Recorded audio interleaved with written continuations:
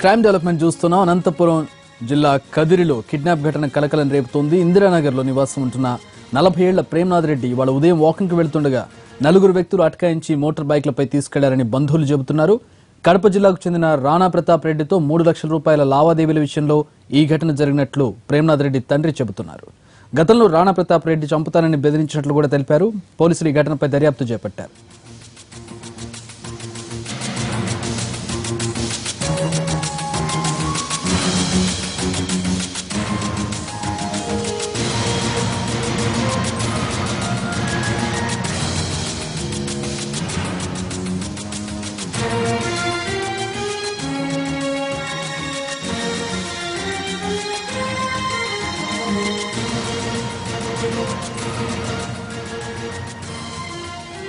అనంతపురం జిల్లాలో కదిరిలో కిడ్నాప్ ఘటన కలకలం రేపుతోంది. ఇందిరానగర్లో నివాసం ఉంటున్న 40 ఏళ్ల ప్రేమ్నాథ్ రెడ్డి వాళ్ళ ఉదయం వాకింగ్కి వెళుతుండగా నలుగురు వ్యక్తులు అడ్డగించి మోటార్ బైక్లపై తీసుకెళ్లారని బంధువులు చెబుతున్నారు. రివాల్వర్ గురిపెట్టి అతన్ని కిడ్నాప్ చేసినట్లుగా తెలుస్తోంది.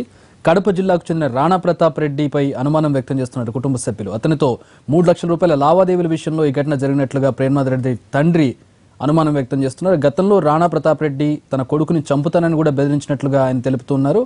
అయితే పోలీసులు ఈ ఘటనపై దర్యాప్తు చేపట్టారు.